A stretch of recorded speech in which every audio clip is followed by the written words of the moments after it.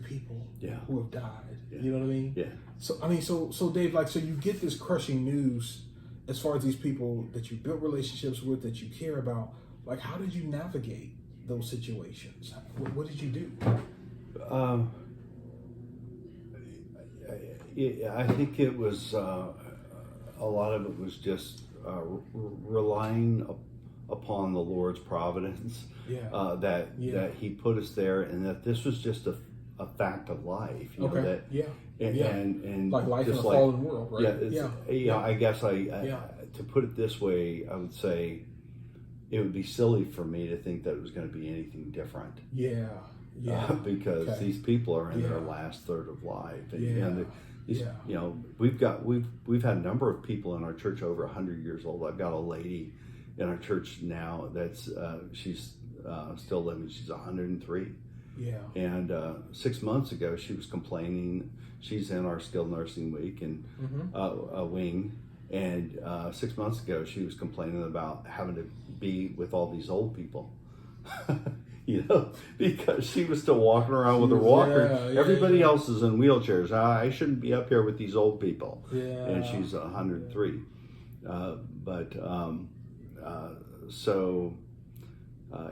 It just, I think it was just, you know, it's like, hey, the Lord's called us to this, and this is the nature of this kind of ministry. So you just, when you stop and just step back and look at it from that perspective, you go, I've got to be here to support the family, to support the friends. I just did a funeral this past Saturday for a well-loved lady who's been coming to the church for over 7 years, and had just moved. Actually, we have some people who don't live there but come to church there, and she was one of those people. But she moved into Autumn Leaves last summer and was a very popular, friendly individual, and who just passed away recently. And so that's a hard one, but you know, you just go, I've got to be here for the family. I've got to be here. Her brother comes to church, and he's lost his first wife. He's lost his his parents, and now his two sisters. And so he's remarried, and he's got some kids and stuff. But it's I've got to be there, for them. So it's like you build these great relationships with people. But then you realize, like you talked about, one of the ways that you navigated is, understanding people are going to die. There's going to be sickness and suffering. But then it's like, okay, so now that the person has died or has moved on, now it's about being there for the families and the people who are left, grieving or mourning, that kind of thing. Right. Yeah. Okay. That's one of the ways that we've done that is pre-COVID. We might get 3 or 4 or 5 people who die within a span of some months. Okay. We will have a group memorial service. So on maybe a Sunday afternoon, we would invite the residents who knew these people, and we would invite their family if they wanted to come. And we would just say, we want to first remember John Smith. John was from Tyler, originally grew up in Tyler, and I just a brief obituary, and one of the things, I would share something. It's like, John didn't come to the church, but he and I would talk out in the lobby, I really love John's, sense of humor. This guy named Bill Green, he didn't when he lived in independent living, he never came to church. He and I talked all the time. He seemed to like us. I didn't know, I don't try to put any guilt or pressure on people. Bill never came to church, but he'd always want to talk because we had both lived in the same region in Illinois. So he'd want to talk about that. Then Bill moved over to assisted living, and all of a sudden Bill started coming to church. I have no idea why. No idea why. But you just try to build relationships and minister to people regardless of whether they come to your church or not. So we just try to minister to everyone. The residents, the families of the residents, the staff, sometimes the families of the staff members. We've had ministry opportunities. So it's that's part of the cool thing of how it just has evolved and expanded. Yeah. So really, it's like you have your immediate ministry and your immediate work with the elders who are there, but then it's really like a multifaceted thing because you realize that there's all these other different like levels and people to their lives. Right. You know what I mean? That's absolutely. Yeah. Yeah, it's not just a message and for hymns on Sunday. Yeah. That's an important component, but there's so much more to it. Yeah. So one of the other things, Dave, you had just brought it up was leading during COVID. What was that like for you? Horrible. Okay. Yeah. Yeah. Okay.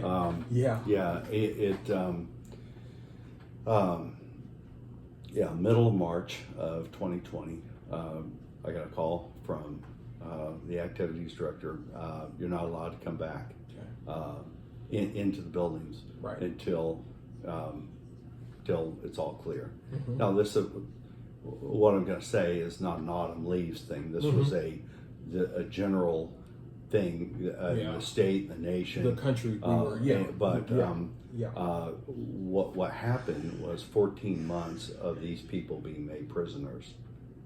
They were required to be in their apartments. They didn't want them out roaming the halls or they couldn't go between buildings. Some people had friends who, one lady had a friend who was having some memory issues, so he moved from independent living over to assisted living. Well, they couldn't see each other. And she was actually acting somewhat of a caregiver for him. But she couldn't go over there because of the restrictions.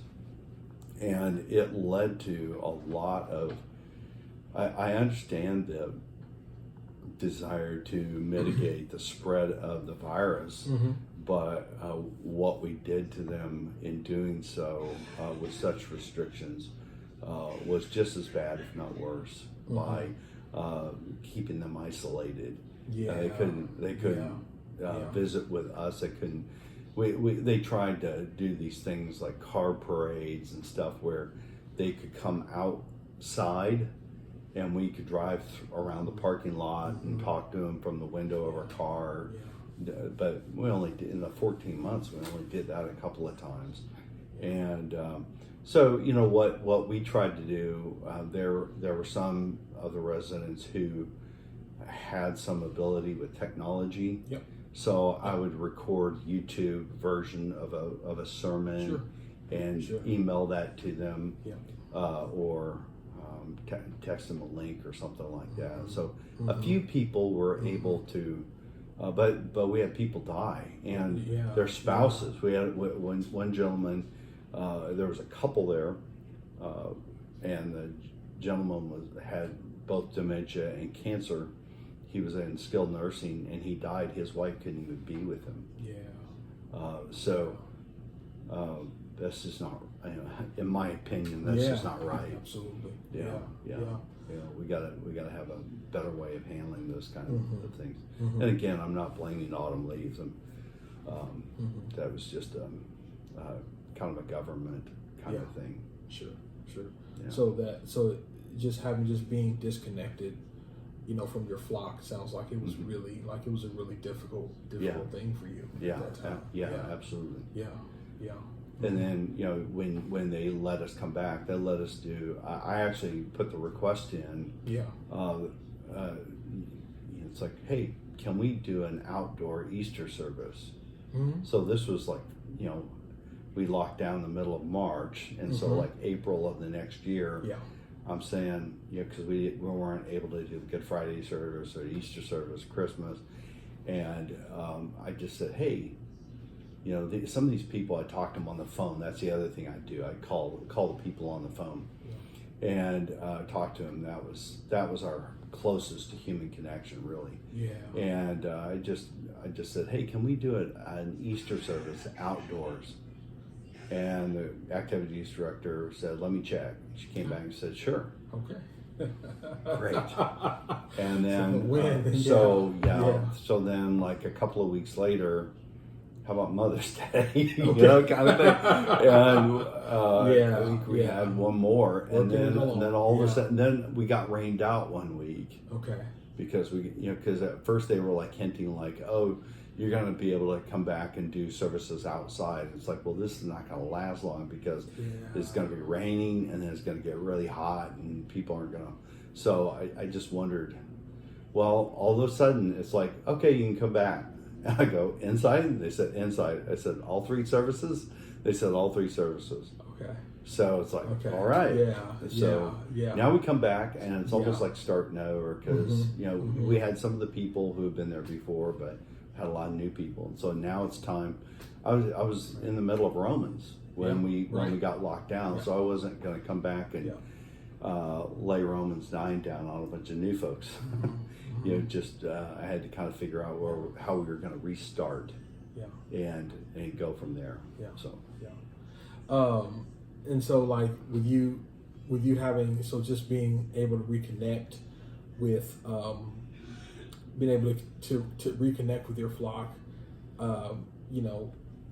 after the pandemic. And I mean, of course we're still in it, but you coming in subsequent to that, like from your perspective, Dave, like what do you see as the future of elder care for people?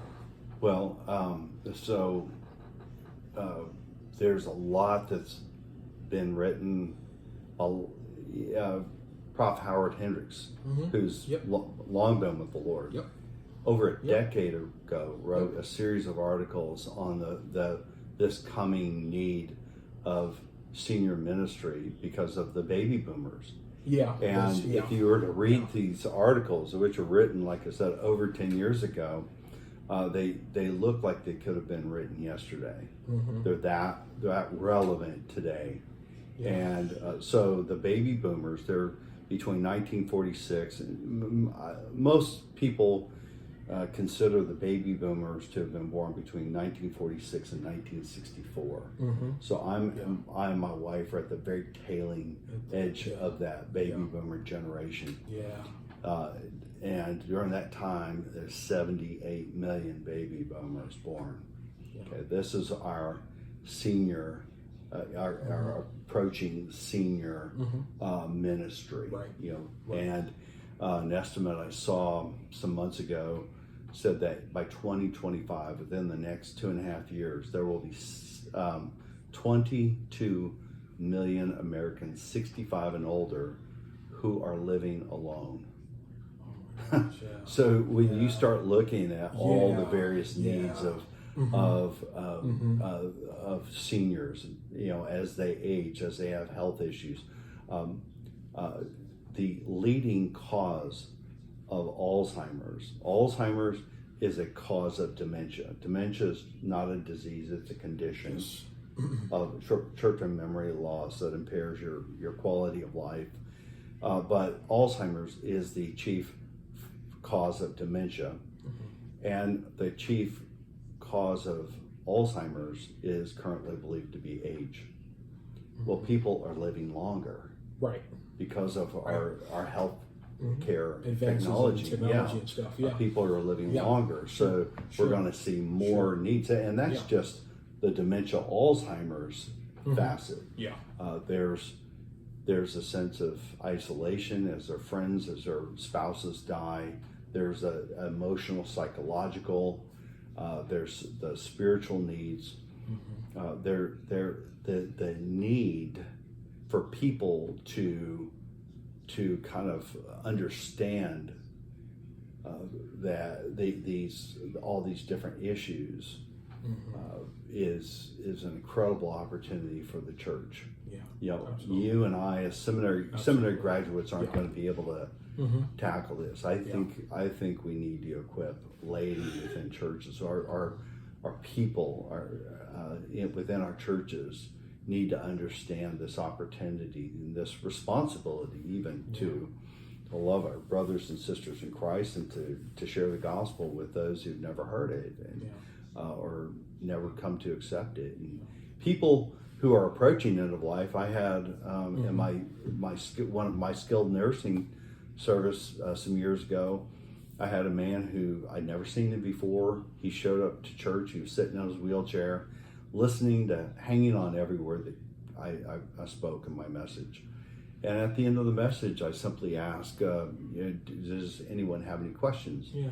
And this man immediately raised his hand, and he says, how do you pray if you've been told you only have 6 months to live? And I said, that's a very good question. Yeah. So we sat down and talked, and then I came back that week and brought him a Bible, and we talked some more.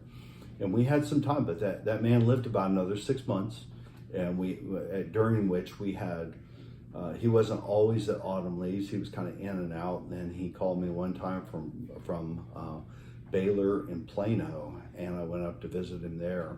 That was the last time he and I spoke person to person. And not long after that, he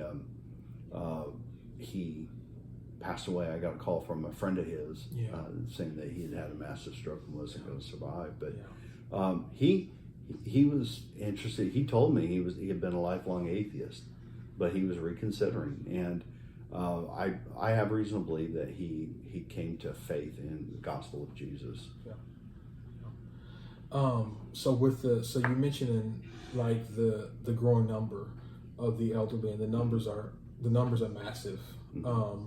And then you talked about the church as well. And I want to go back to something that you mentioned just kind of a few seconds ago with the church. So, what, from your perspective, what are some things that the church can do to equip laity to be able to serve this population, this baby boomer population well? Like what are maybe a couple things, or 2 or 3 things that you would suggest if you were talking to a church about ministering to the baby boomer generation?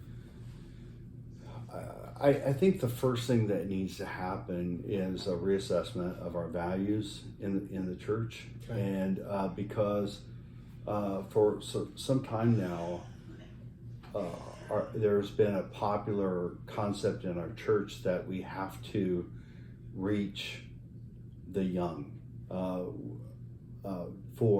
to keep our church going. Yeah, basically. Yeah. My wife and I were even in a church where the minister said in the pulpit, he said, you 50, 60-year-olds, we're not targeting you. We're targeting the 20 and 30-year-olds with kids. Yeah. And like right there in the sermon, he's alienating a significant group of people. Yeah. Yeah. In my theology, there is absolutely no room for that kind of attitude. Yeah. We can't devalue any group of people. Right. Because we think that somehow we're going to be more successful if we value another group of people. Right. What kind of message are we sending to them? And so we have to kind of come back to an understanding of what it means to be made in the image of God in Genesis 1. Yep. And that all people have value by God, by virtue of God's will and design of the human race. Yep. So it's not just about older people; it's about all people. All people. That's an important thing that we need to own right now. Right. So that we can minister to anyone and everyone that the Lord brings. Well, what if your church is dying in terms of numbers? You've got this senior group of people. I'd say love on them and serve them regardless of your economic or Walmart perspective of trying to build bigger and better. It's like we've got a responsibility. We've got a privilege, rather. Sure. It is a responsibility to fulfill the Great Commission. Yeah. But it's a privilege. It's a divine privilege that we really need to own. And so that's the first thing. And then I think with that, then we need to say, well, how can I serve this person or this group of people? Yeah. Well, somebody who's got a full-time job, a wife, kids, responsibilities, they can't say, "Oh, I'm going to go be a caretaker for a caregiver." Right. You're already a caregiver. You've got a family. Exactly. Yeah. Exactly. So, yeah. But maybe it's possible that they can be intentional about offering to go pick up Miss Julie, who lives in their neighborhood, who would like to come to church, but she can't drive anymore because it's just not safe for her to drive. Yeah.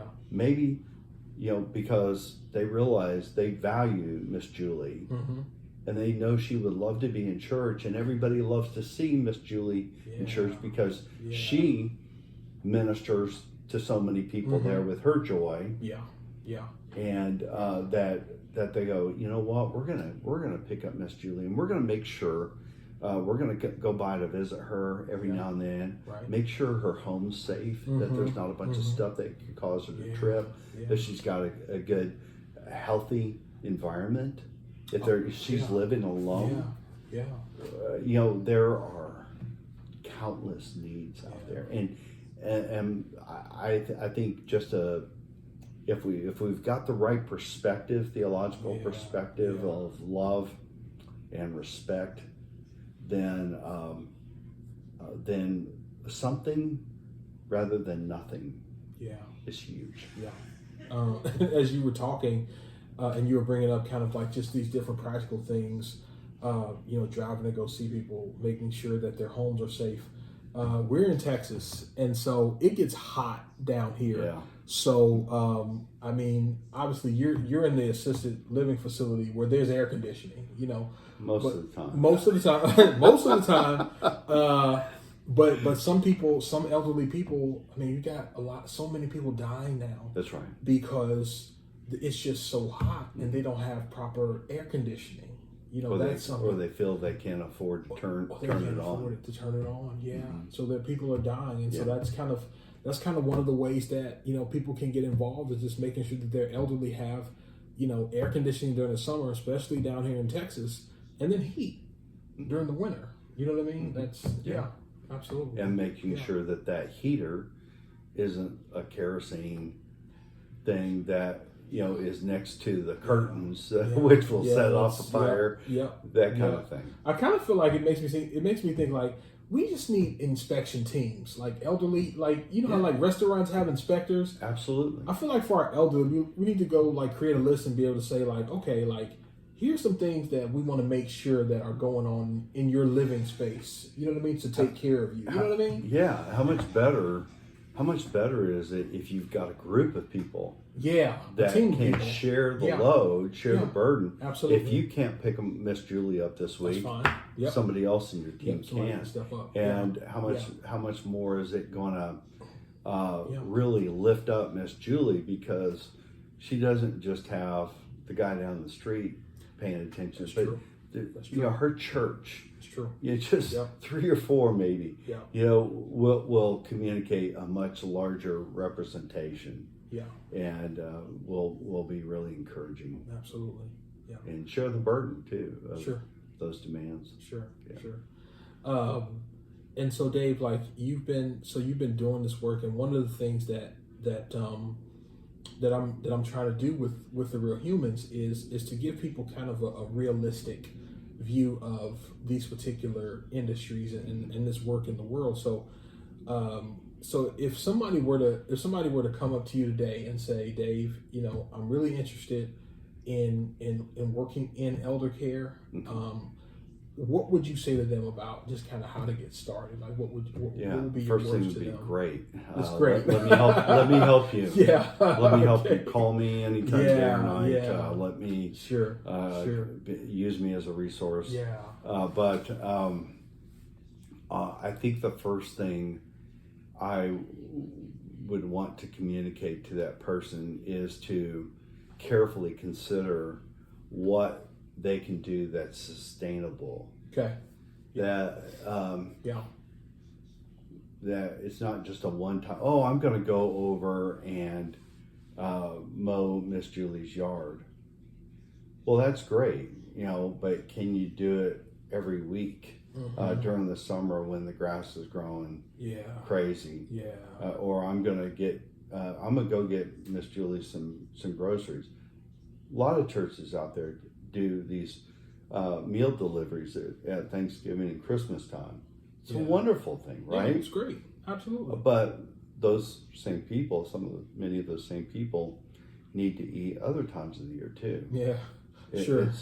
Sure. That's a great thing, but do these people have adequate food during all the time? Yeah. Do they have adequate clothing, adequate transportation, adequate living conditions?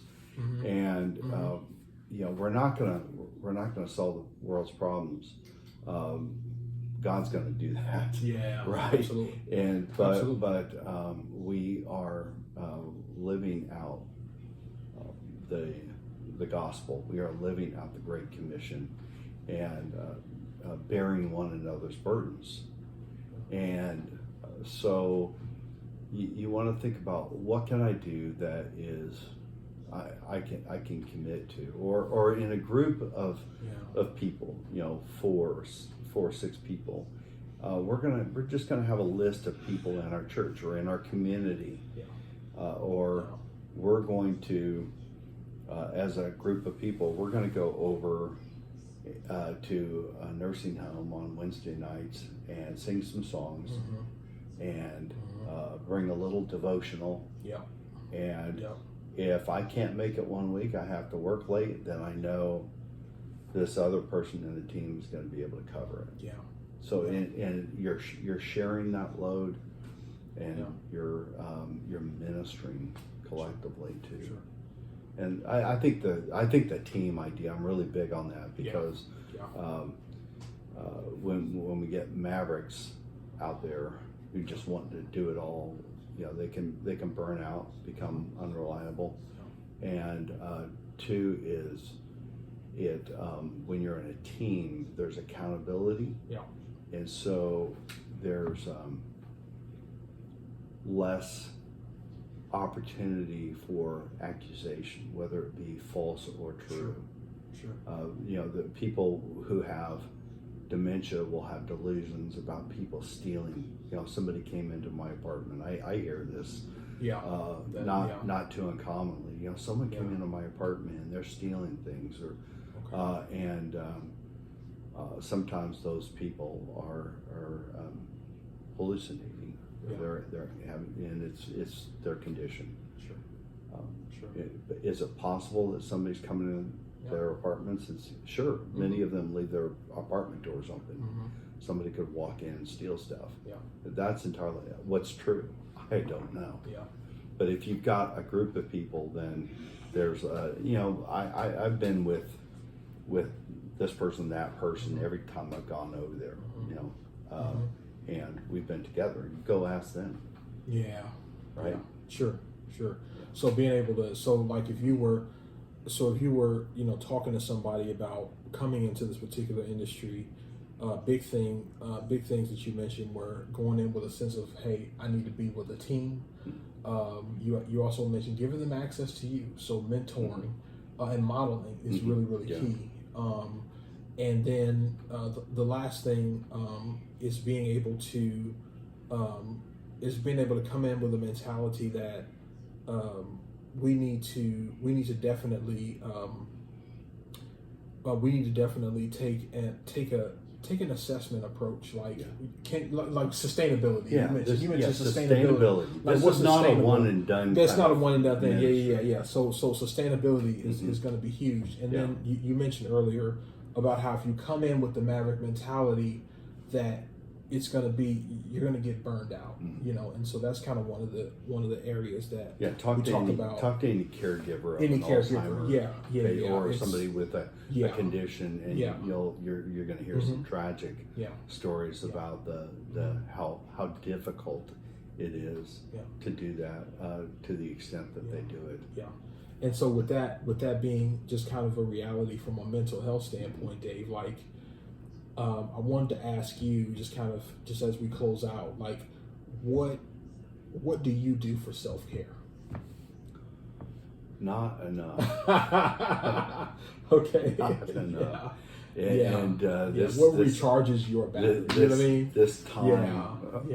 The irony is that we do 3 services Sunday morning. So when I first went there, we had a worship leader, and then she left, and we had another worship leader, and she was there, and she was awesome, and then she moved, and then there was me. So I get to be both the worship leader and the minister, and then my wife is doing a lot of the people stuff, the direct people stuff, making sure that people have a songbook, making sure that they have a sweater if it's cold, or a drink of water, or she is working hard. When we get up to skilled nursing, the nursing staff up there, they may be shorthanded, or they may not be as caring about whether their patients, their residents, get to church or not. So my wife is getting around to the people who she knows want to be in church, and trying to help them come and participate in church. It's exhausting. When we are done Sunday morning, we are whooped. And at the same time, I'm always looking forward to next Sunday, because I love it. So it's recharging in the sense of I just love being there. I love the people. But I need occasionally I need to just get out of town for a couple of days. So we have family in Illinois. Go up there, but even then, like the last time I was up there in early March, we left after church on Sunday, drove up, and then I flew back on Saturday so I could be in church the next week. And so I do, I kind of split the difference, so to speak. I go out of town, but then I'm back in time to be there. I've had, in times past, I've had an intern that helped, so that was really great. And I'm going to work hard. I'm participating in the Dallas Seminary Church and Ministry Fair on September 1st, and so my wife's going to come up, and anybody that's looking for ministry opportunities, perhaps Agape Project or internship, I'm going to be working hard to see if we can get some people. I'd love to. I'd love to have one person who's committed there every week that can help us. But I would really think I think it'd be great if we had, say, four or five people even. And that way, not only are they having an opportunity to minister, but just students, for example, can get credit for their Agape project or for their internship or something. But they would benefit from having people who would just love them. If we had a family, if we had people with kids or something, they're ready-made grandmas and grandpas. And who would just be thrilled to have them in there. And then I imagine that I am the coolest internship leader ever. Because what I tell people, I love it when we got guys who want to come over and do a sermons or something. I said, listen, I want you to get out of this what you feel the Lord wants you to get out of it to prepare you for your ministry. So here's some ideas. I'll throw some ideas out there of what we can do, opportunity, because I don't want to overwhelm them. I don't want to feel people to feel like, I've got to do this, I've got to do that. But at the same time, if they're saying, I really feel like I could do a little bit more of this and get a lot more out of it. Sure. I'm like, let's go for it. Let's do it. Absolutely. And so I'm very flexible in that regard. Okay. And or I can put people, if they just want to, run with it and go to another facility. Let me help if I can help. I know of at least one facility that probably take them up on it right away. So, and I'm sure there's more. There's group homes. There's not just these large senior living communities, but there are these a growing trend for senior living are these group homes where there's like 7 or 8 residents, and then a few staff. And I'm very connected with one out in Garland that is fantastic. They are Christian owned and based, and they do an exceptional job. I mean, if I were needing to go into a place myself, that would be the place I would probably go. Okay. It's that impressed me that much. The larger places like Autumn Leaves and the others that are much larger, they all have their pros and cons. Yeah, they all have their pros and cons. But this group home thing is really impressive. I know I said that the burnout question was going to be the last question, but I actually had one more pop in my head. Actually, this I promise is going to be the last question. But from your perspective, what would you say are 3 of the best resources out there right now, book wise? That if somebody wanted to learn about this industry or elder care, what do you see out there right now? There's a great book called Second Forgetting by Dr. Benjamin Mast. Okay. He is a Christian, and he is I can't even pronounce his title, but he's a psychologist for within gerontology. So he's a psychologist for older people. Okay, yeah. So he deals with the emotional, psychological issues